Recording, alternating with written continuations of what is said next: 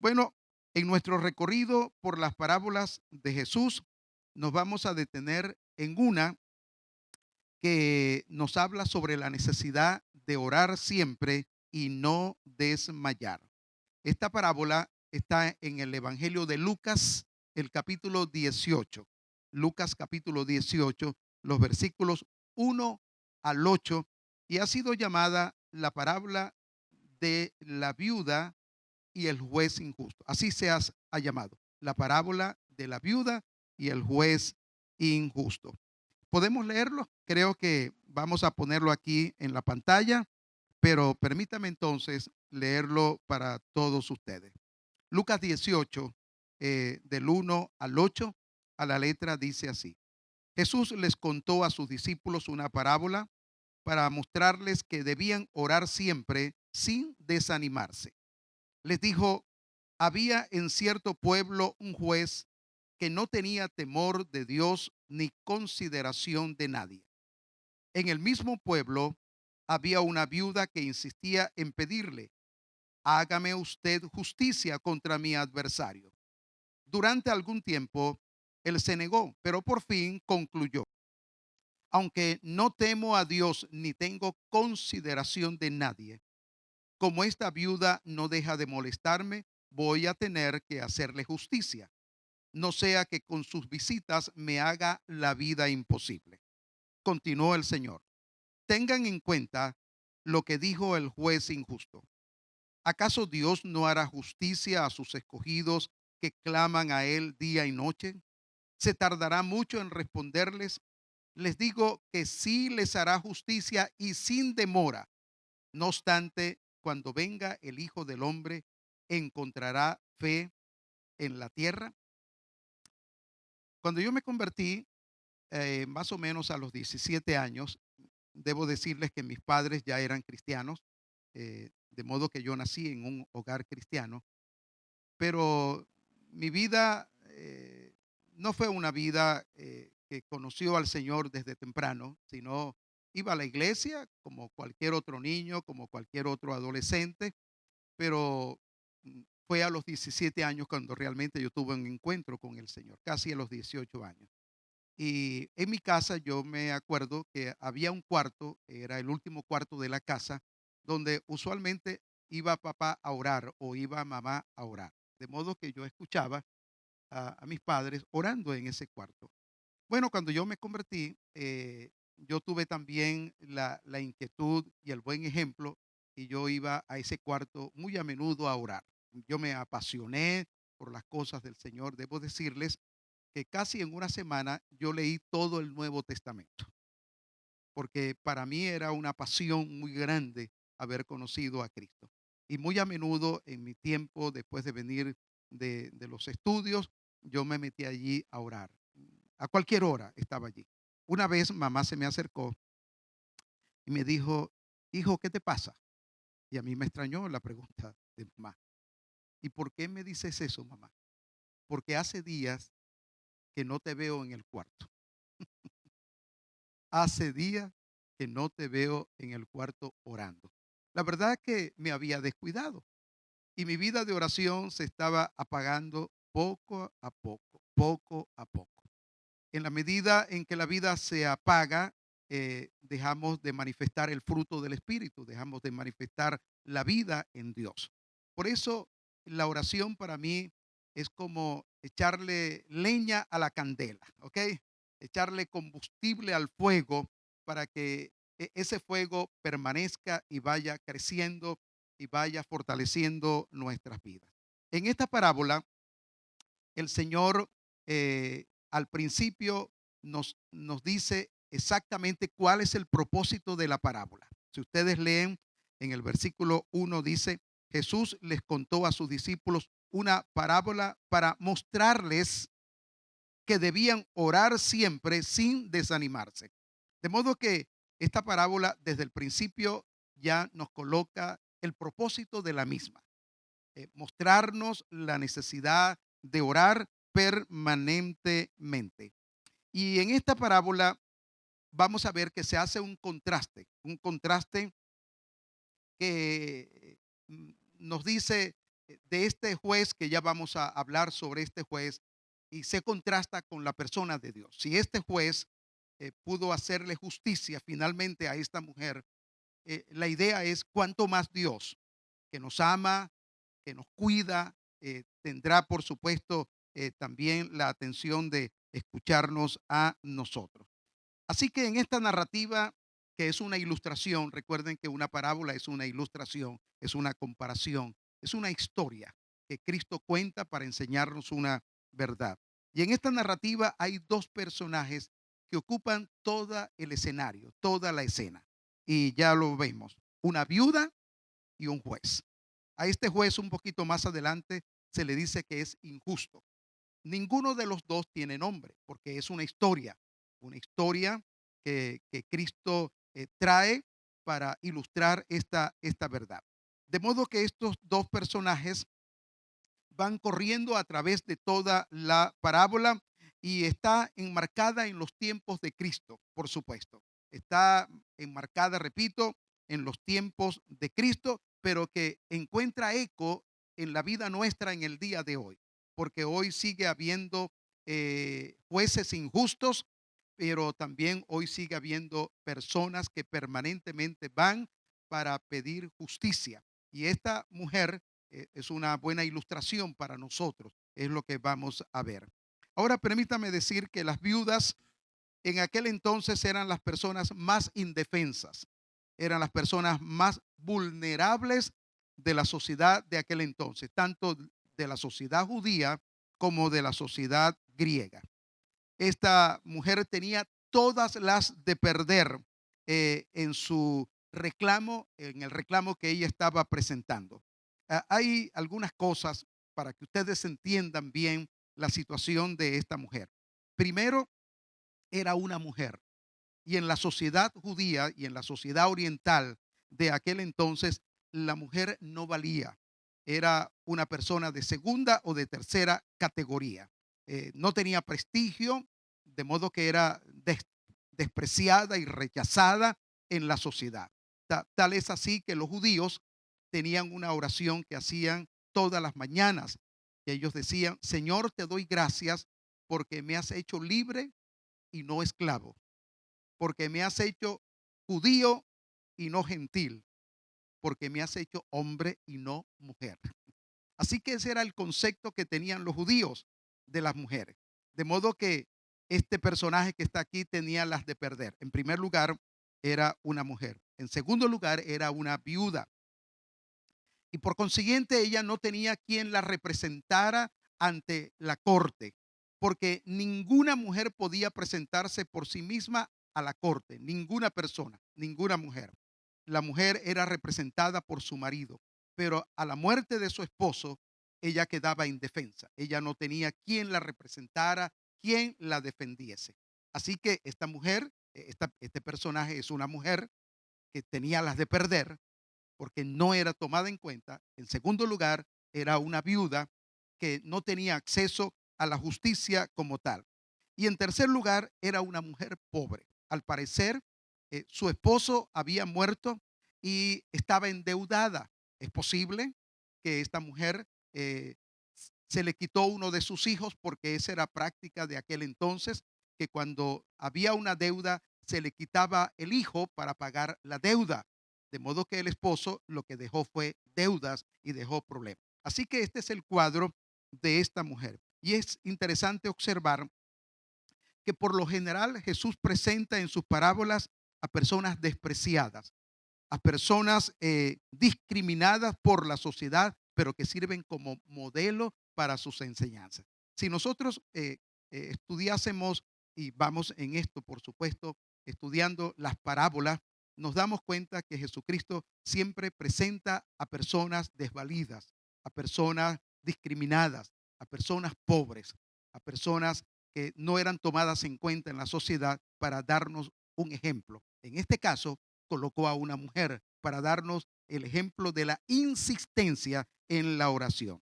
Y es digno de destacar que Lucas entonces, antes de explicar la parábola o antes de narrar la parábola, nos dice cuál es el propósito, que ya lo he mencionado. El propósito es motivarnos a nosotros a orar permanentemente. Y para esto, por supuesto, estamos aquí. La pregunta queda todavía en pie. ¿Cómo está tu vida de oración? ¿Cómo está mi vida de oración? ¿Cómo está mi relación con el Señor? Porque esta mujer nos va a dar a nosotros un gran ejemplo. Hay otra versión de la Biblia que dice eh, la insistencia de orar y no desmayar. Es tan fácil desmayar, ¿verdad? En la oración cuando uno está buscando el rostro del Señor, suena el teléfono, tiene uno alguna molestia, alguna preocupación, porque ya vamos a ver que el enemigo siempre está tratando de perturbarnos a nosotros para que no oremos. Porque el enemigo sabe que cuando nosotros oramos, nos estamos tomando el poder de Dios para ir en contra de sus planes. Entonces Él va a tratar de disuadirnos a que nosotros no oremos. La Biblia nos habla de que Cristo tenía una vida ejemplar de oración. Y dice, cierto día Jesús les contó entonces una historia a sus discípulos para mostrarles que siempre debían orar y nunca darse por vencidos. Y nunca darse por vencidos. Y partiendo de esta última declaración y nunca darse por vencidos, podemos decir sin temor a equivocarnos que la oración es una batalla. La oración es una batalla contra las fuerzas del mal que quieren sacarnos del plan divino. No piense usted que el enemigo lo va a dejar a usted tranquilo cuando usted se dispone a orar. El enemigo va a tratar de perturbarlo porque es una batalla, es una lucha.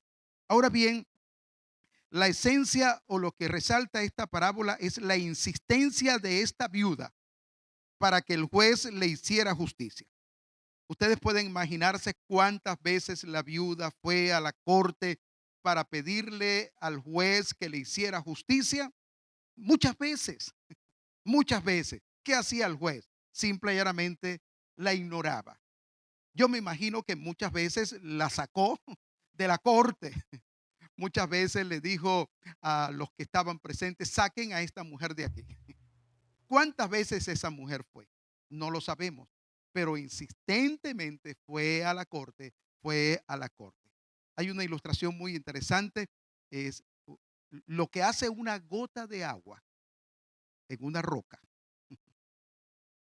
Esa gota de agua, tic, tic, tic, tic, tic, tic, hace un orificio en la roca, una gotica de agua, pero es constante, tic, tic, es permanente. Esta mujer estaba allí. Hazme justicia, hazme justicia. Y este juez dice que era un irrespetuoso, era un juez insolente. Dice aquí, dice que no tenía temor de Dios, no tenía consideración a persona alguna. Pero era tanta la insistencia de aquella mujer que por poco lo vuelve loco y llegó a esta conclusión. Aunque no temo a Dios ni tengo consideración de nadie, como esta viuda no deja de molestarme, voy a tener que hacerle justicia. No sea que con sus visitas me haga la vida imposible. Finalmente, este juez cedió a la petición de esta mujer, pero no cedió porque realmente era justo atender su caso. ¿Por qué cedió? Para quitársela de encima, porque esta mujer ya lo tenía fastidiado. Y esta es la esencia de todo esto. Esto es la esencia de esto. Qué interesante que el verbo que se traduce molestar aparece solo 2 veces en el Nuevo Testamento. Recuerde por vía de paréntesis que el Nuevo Testamento fue escrito en el idioma griego. ¿Ok? No fue escrito ni en español ni en inglés, porque esos idiomas no existían en aquel entonces. De haberse escrito la Biblia en estos días, de seguro que se hubiera escrito en inglés. Pero el idioma griego era el idioma, diríamos, universal de aquel entonces. De modo que el Nuevo Testamento fue escrito en griego. Y se usa un término muy interesante, porque la palabra que aquí se traduce molestar, eh, se usa en el argot o en el habla del boxeo, ¿ok? Era un término que pertenecía al mundo del boxeo. Y solo 2 veces, repito, aparece esta palabra en el Nuevo Testamento. La otra vez, la otra ocasión, es 1 Corintios 9:27, donde Pablo dice, y golpeo mi cuerpo, y golpeo mi cuerpo. Por eso la traducción que estamos nosotros considerando se traduce golpear, pero literalmente significa ponerle el ojo morado. Seguramente ustedes han visto algunas peleas de boxeo. Yo no soy muy aficionado a las peleas de boxeo, pero en mi tiempo, cuando era un muchacho, me gustaba algo. Y yo veía que cómo le ponían morado e hinchado el pómulo, porque era un golpe constante del contrincante. Y este término que aparece molestar viene entonces de un término que significa ponerle el ojo morado, es decir, golpearlo una y otra vez y otra vez y otra vez. Y la conclusión de este juez entonces es la siguiente: esta mujer me está volviendo loco, ya no lo soporto. En realidad no es el juez que hace justicia, es la viuda la que hace justicia y pone al juez en su lugar por su persistencia. Este hombre se negaba. Así que no es el juez que hace justicia, es la mujer que lo obliga, por así decir, a hacer justicia. Lo pone en su lugar. Usted es juez y usted tiene que hacer justicia. Ahora, la mejor traducción del término molestar sería noquear. Es un término inglés, noquear. Es decir, la viuda con su insistencia mandó al juez a la lona, lo noqueó. Y el mérito de este acto de justicia no es del juez, es de la viuda. Entonces, permítame aclarar algo aquí. No pensemos que se está haciendo una comparación entre el juez de esta parábola y Dios, como si nosotros tuviésemos que golpear a Dios y golpear a Dios y golpear a Dios hasta que Dios nos responda. No se está haciendo aquí una comparación entre, repito, entre el juez injusto y Dios, como si nosotros tuviésemos que fastidiar a Dios y fastidiar a Dios y fastidiar a Dios hasta que finalmente nos responda. No. ¿Sabe? Esto más bien es un contraste.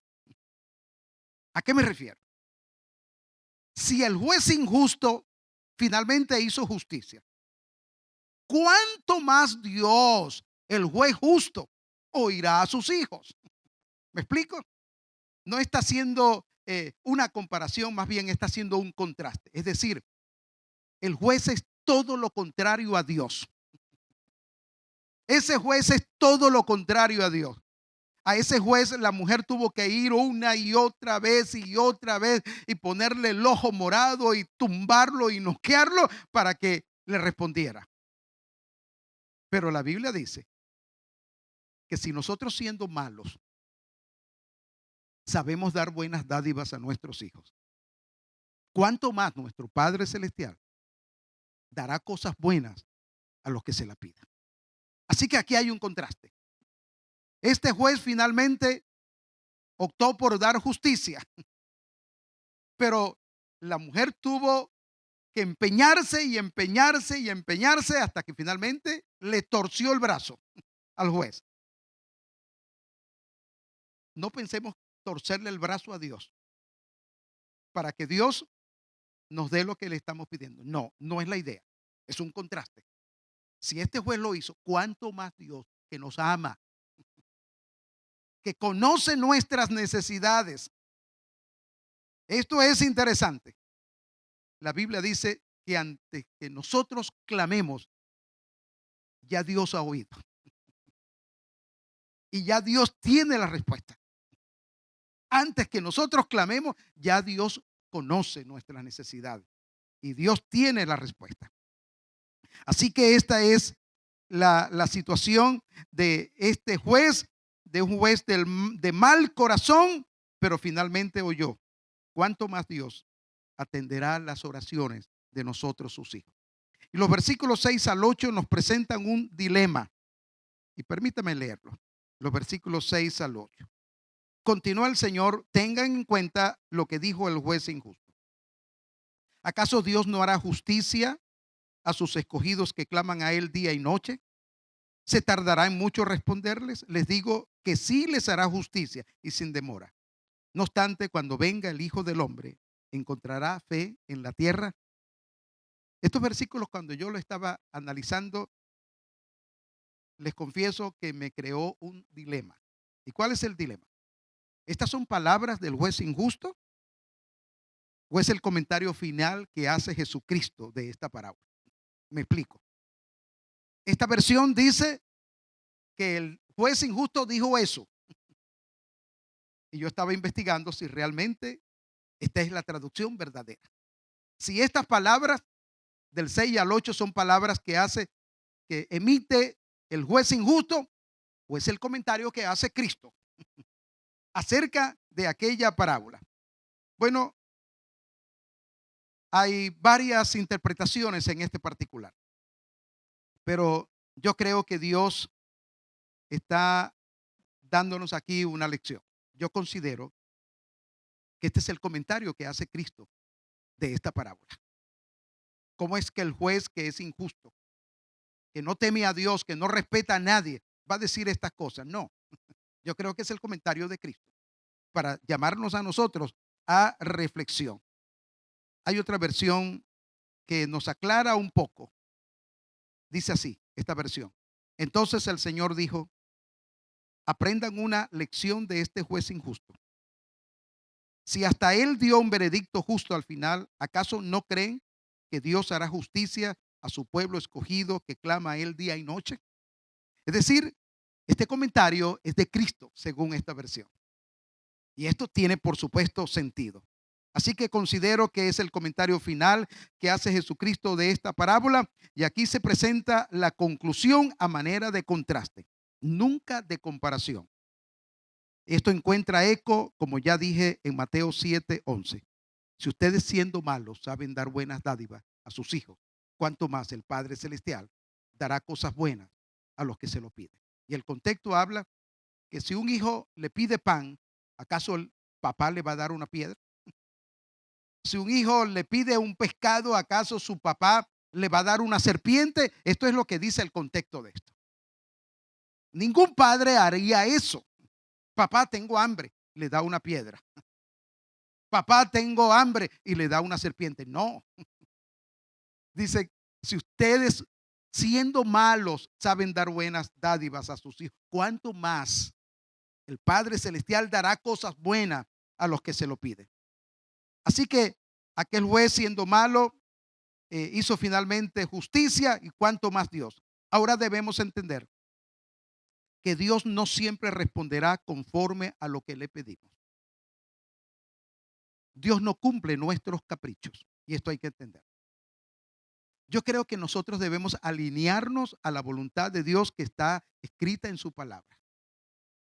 No es que nosotros le vamos a pedir al Señor lo que a nosotros se nos antoje o nuestros caprichos, y Dios está en la obligación de darnos.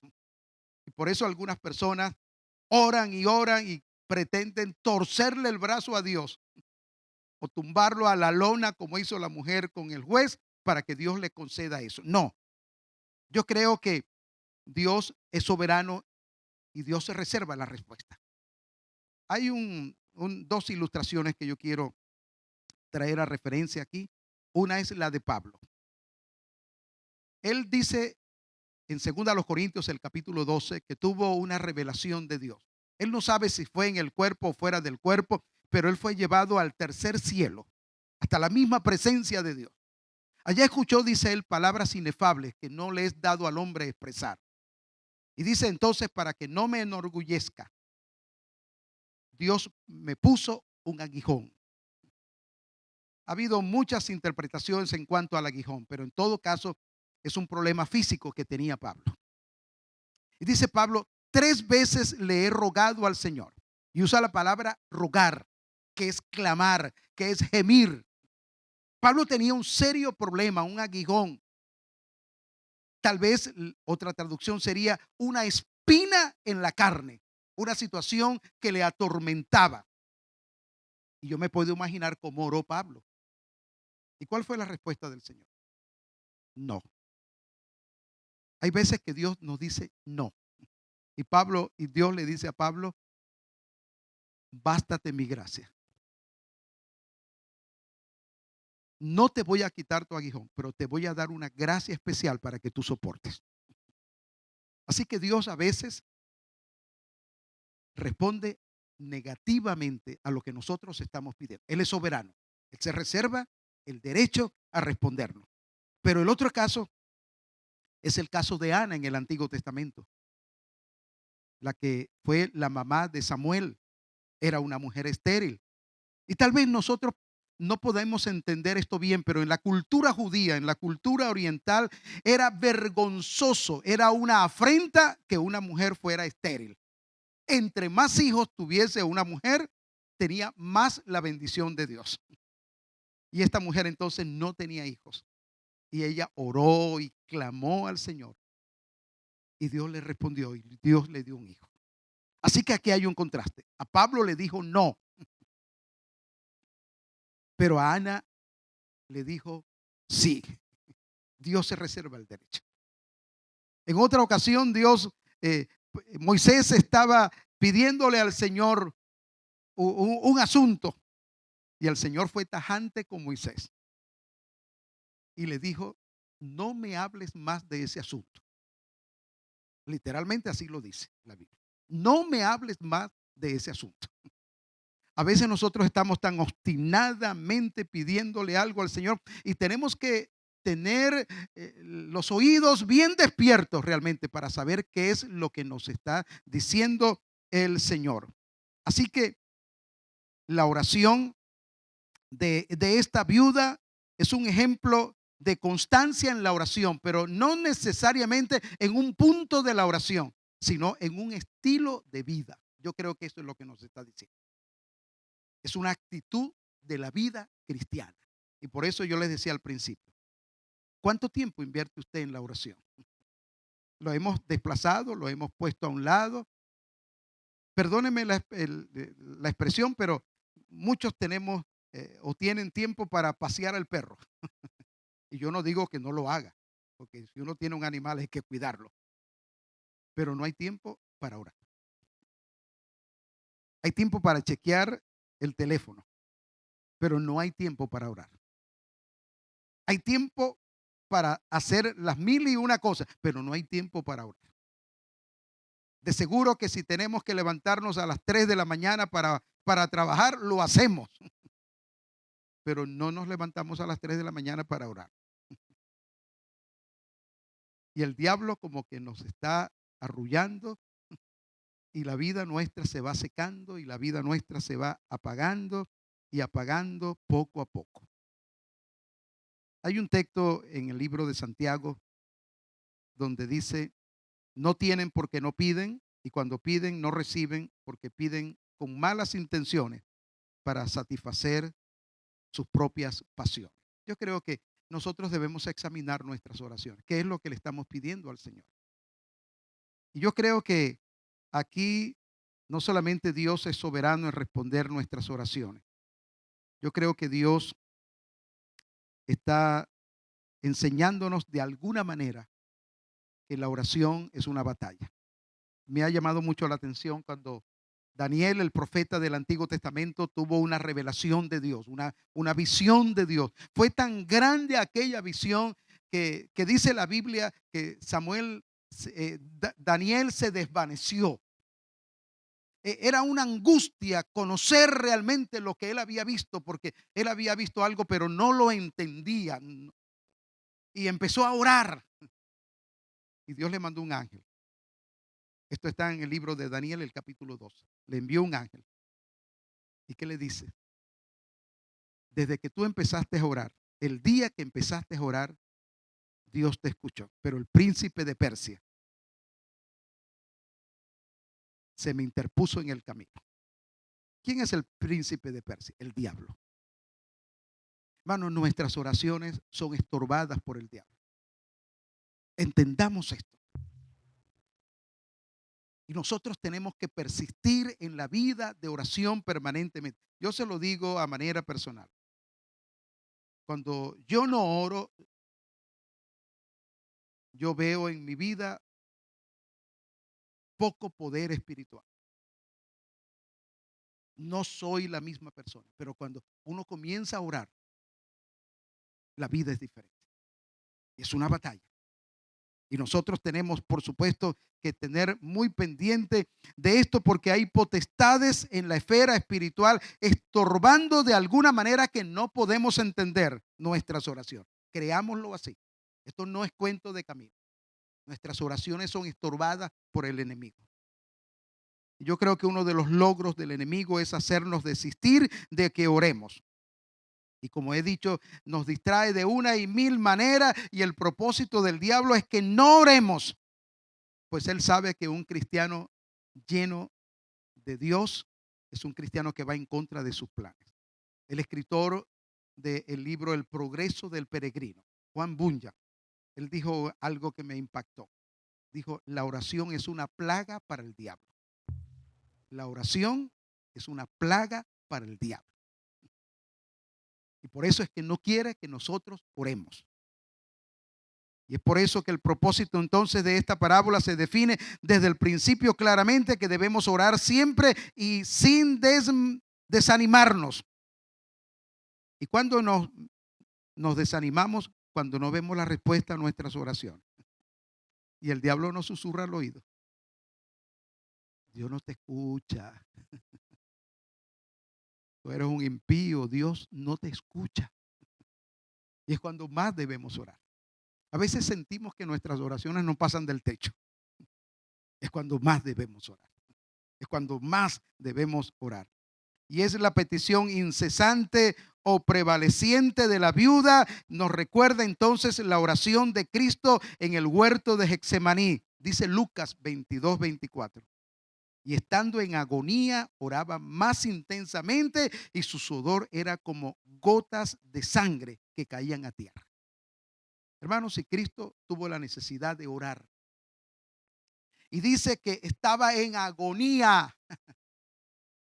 agonía literalmente, dice que oraba más intensamente. Y el escritor a los Hebreos dice que ofreciendo ruegos y súplicas con gran clamor y lágrimas, fue oído a causa de su temor reverente.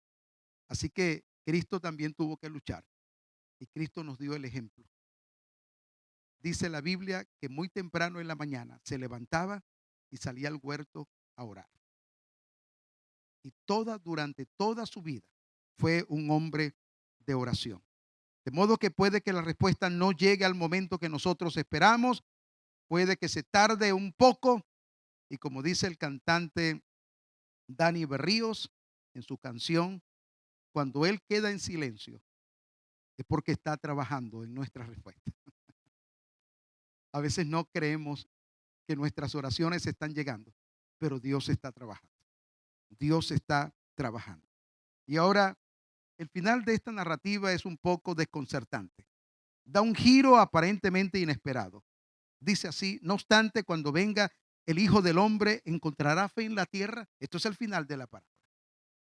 Y yo me preguntaba, ¿cuál es el vínculo? ¿Cuál es la conexión de esta pregunta con el tema sobre la necesidad de orar siempre y no desmayar?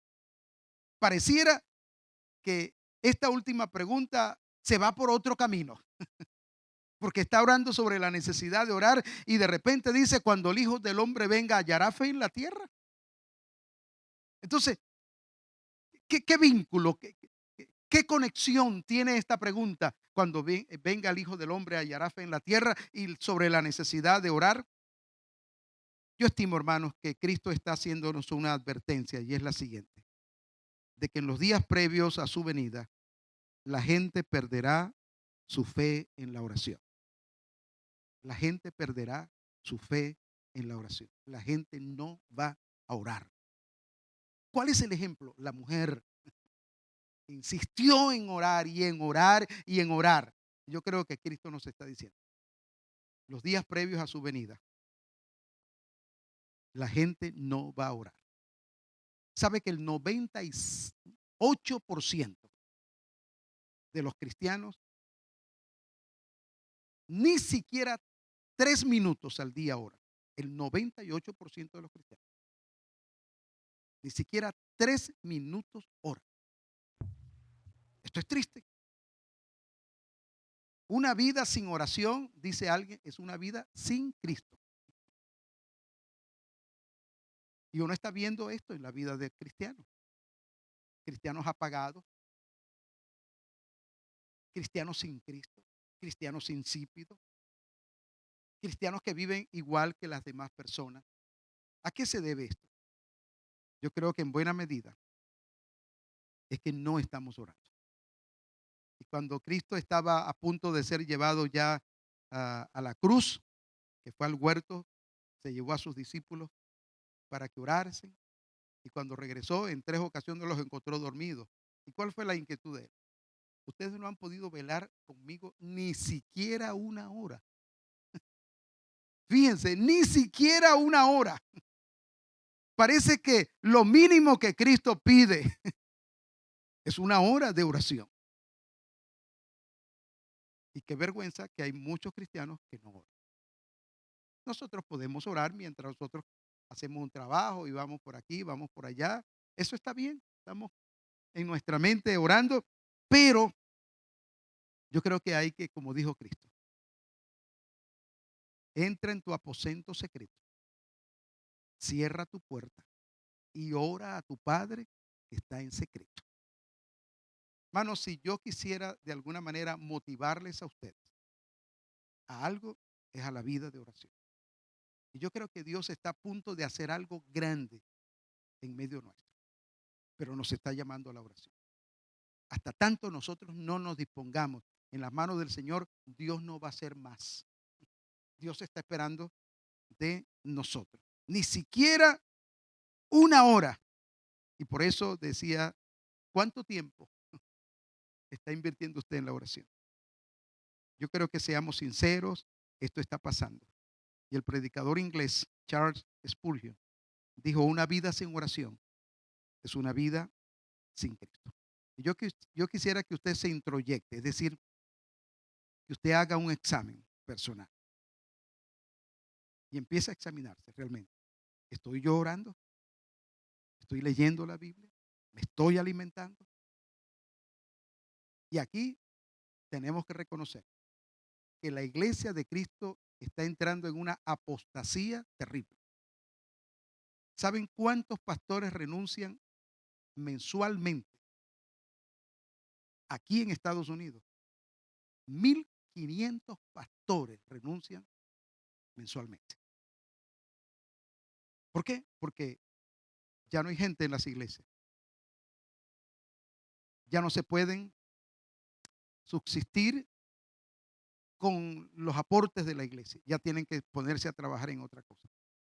¿Saben que están vendiendo iglesias aquí y en Europa?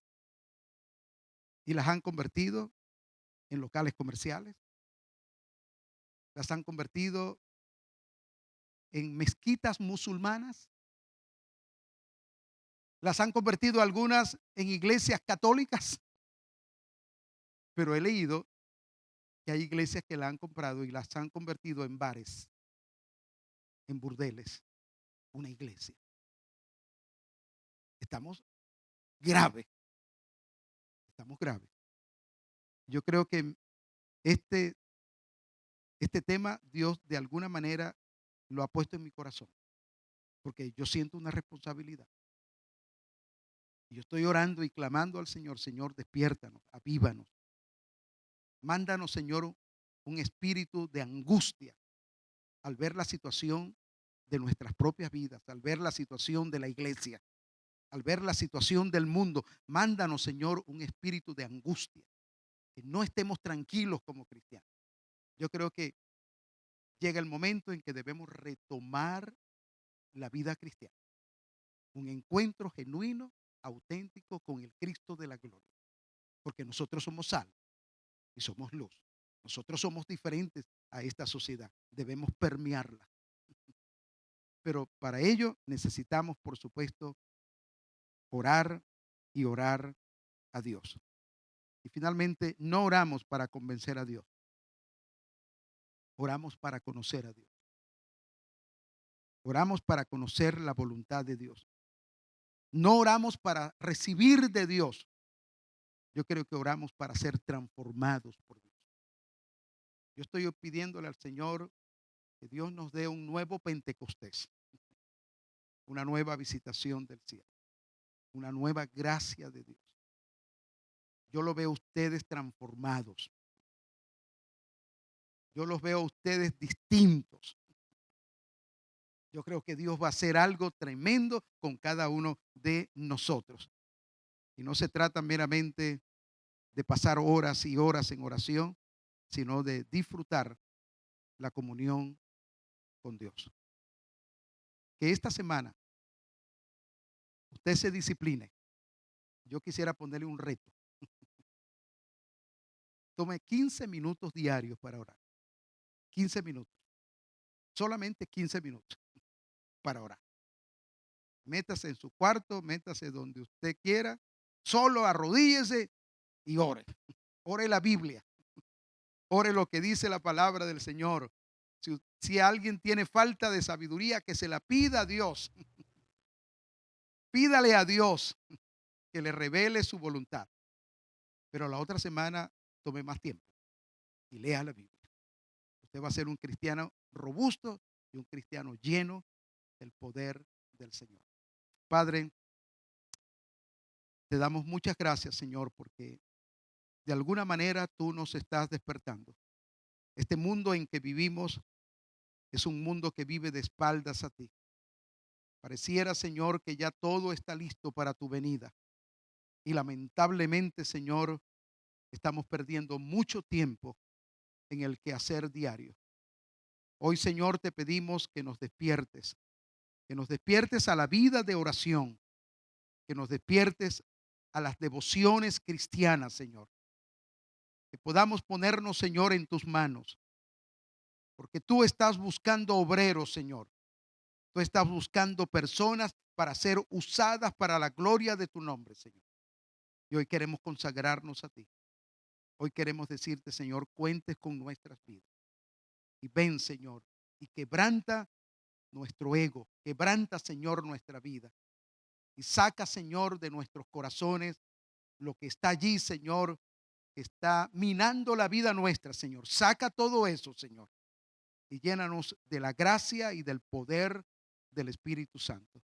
Yo bendigo a cada hermano que está en esta tarde aquí con nosotros, Señor. Y al despedirnos ahora, vayamos, Señor, con tu bendición y con tus cuidados. Que tú nos des a todos una hermosa semana, Señor, pero que la empecemos de rodillas delante de ti. En el nombre del Señor Jesucristo. Amén.